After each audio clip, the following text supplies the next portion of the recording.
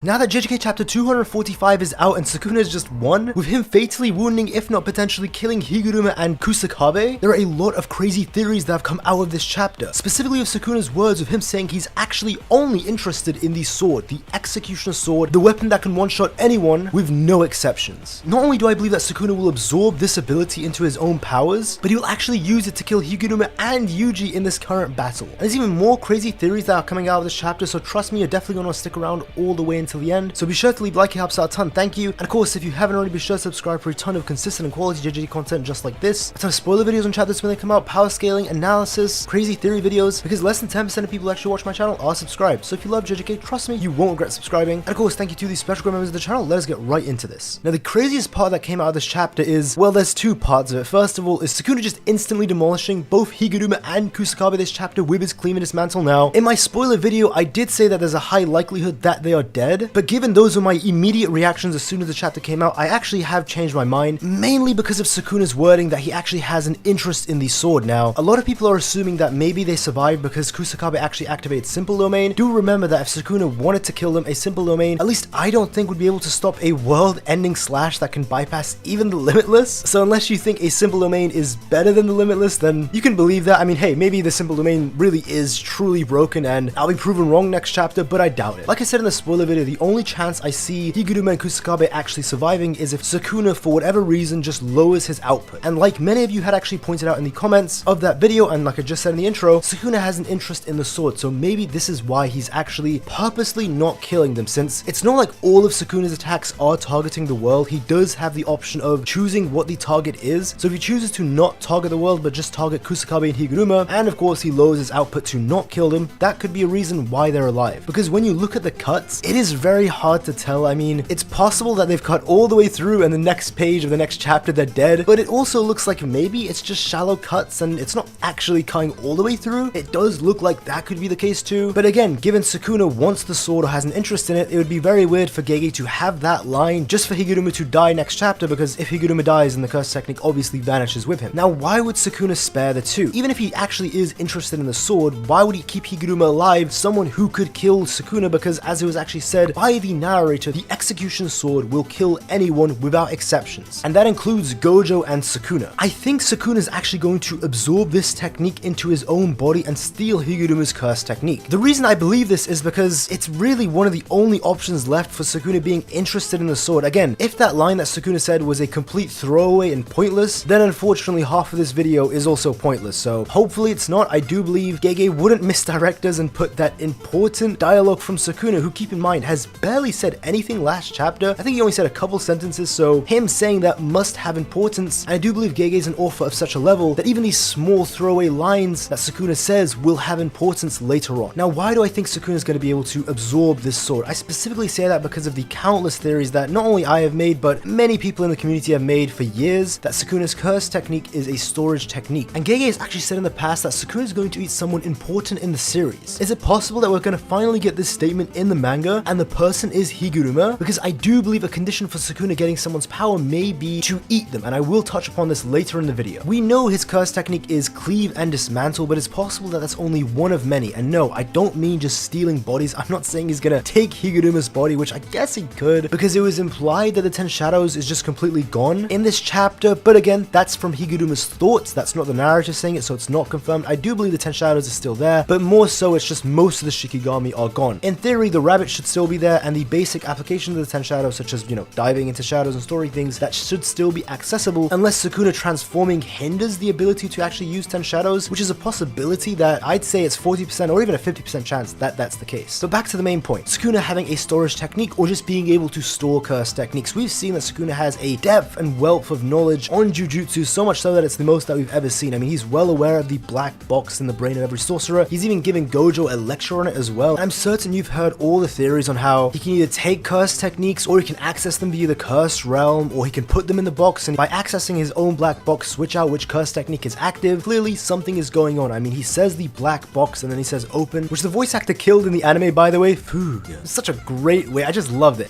I replayed that so many times. And then he summons flames, which was said by Jogo that's not his curse technique. So what are these flames? We still don't have an answer to that. It's pretty crazy that Gojo versus Sukuna had happened and we still don't know where they came from, what they are Are they Sukuna's curse technique? Are they someone else's curse technique? Did he switch out his curse technique? What is up with these flames? And does he have more abilities other than the flames? Because if he has the flames, who's to say he doesn't have a plethora of other abilities? Now, it is interesting to note that Sukuna's flames, when he actually uses it in Shibuya, it looks like he's using a fire arrow, like a bow and arrow, especially the way he fires it. Why is that important? Well, I think that's important because in a previous manga by GEGE, the main character literally has the exact same ability as Sukuna. It is literally the exact same kanji as Sukuna says, open the flames. Everything is the same, and what that character was from GEGE's previous manga was a storage technique of weapons and tools. And that goes in line of Sukuna. He's got a bow and arrow made of flames, that's the fire. And his cleave and his mantle have many times been portrayed and straight up shown by images to be like knives. So we have the fire arrow and cleave and his mantle knives. So if Sukuna can store curse techniques, and it seems to go with the theme of them being weapons, maybe that's a condition for him to store it, or maybe that's just a thematic thing GEGE is going for. Why not add the executioner's sword? And again, it's a sword, it is a tool, thematically it would fit, and again, this would then explain why Sukuna has an interest specifically in the sword, that he's willing to instantly plead guilty because he wants to see the sword. He purposely wants to be guilty so that he could see the sword, so that the sword can be summoned and thus he can absorb it or take it. Now, how is Sukuna going to absorb this sword? Like I said before, could it be that Sukuna is going to eat Higuruma to get his powers? Harking back to the statement that GEGE has said, that Sukuna is going to eat someone very important in the series. But the theory goes is that with the stomach mouth that Sukuna has on his stomach, whatever he eats or whoever he eats via that mouth, he can actually absorb their techniques and put them into the black box, the shrine, which he does have, and obviously he summoned fire from it. So if he eats Higuruma, maybe he'll be able to summon the sword. Now, there may be conditions to it. He can't just eat a dead body, right? Maybe that's why he wasn't able to eat Gojo. It may be that they need to be alive while he eats them. And again, the reason he wouldn't have used this on Gojo was because he wasn't transformed at the time. He was still in Megami's body, so he didn't have his stomach mouth on his belly to actually eat Gojo. And another reason is maybe he just wanted to give Gojo that respect. And finally, if it does happen next chapter, which again, as cool as this theory sounds, it's not too likely because I am combining two theories on top of one. I'm assuming the storage theory is true, which, you know, is the whole crux of this theory. So if it doesn't happen next chapter, it is what it is, but I still think it's a really cool idea, and I think it's pretty possible. I would say a 15 to 20% chance. I have actually seen the idea float around that Yuji will actually be the one to inherit the Executioner's sword. Somehow Higuruma is actually going to pass it off to Yuji and give it to him, and Yuji will use it to kill Sukuna. Because again, given the definition of the Executioner's sword, it doesn't say that the Executioner's sword will only kill the person who was actually given the guilty verdict. By its own definition, it says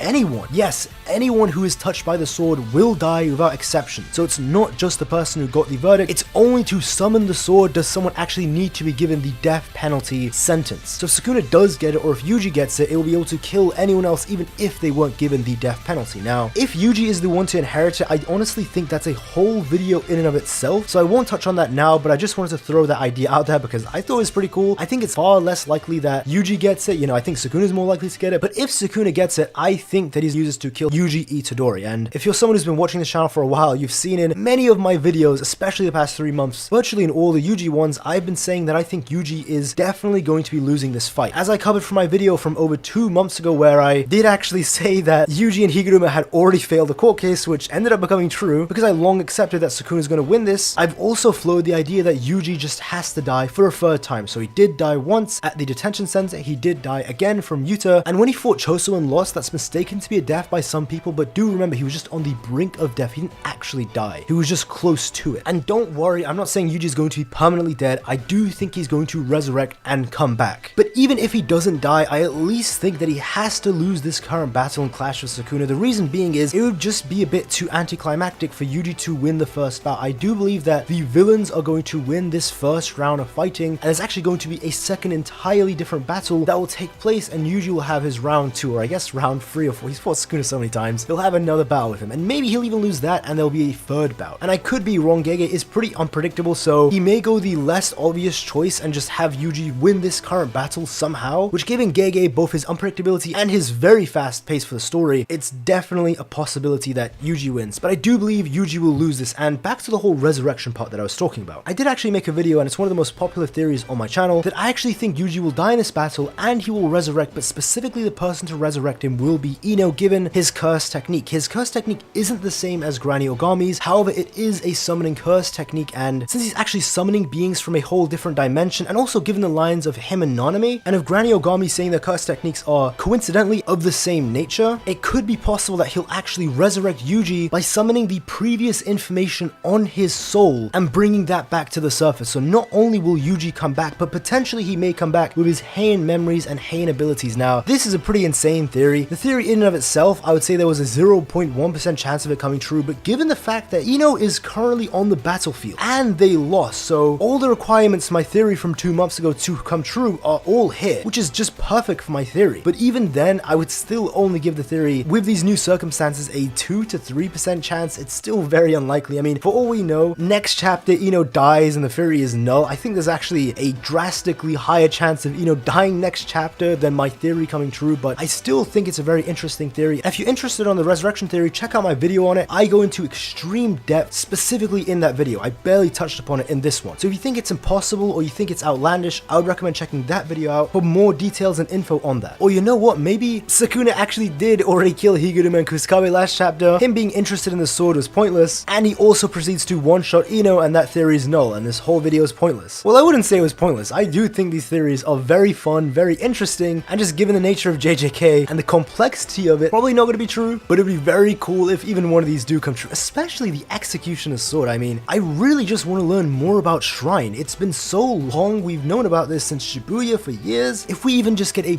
bit more information next chapter on it, I would be very happy. But hey, if you enjoyed the video, be sure to leave a like, it helps out a ton. And if you haven't already, be sure to subscribe for a ton of consistent and quality JJK content just like this. Like I said in the intro, less than 10% of people who actually watch my videos are subscribed. So if you love JJK, if you love crazy theories on JJK, trust me, you won't regret subscribing. And of course, thank you to all the channel members as well. It is much appreciated. But that's all from me, guys. Have a great day and take care.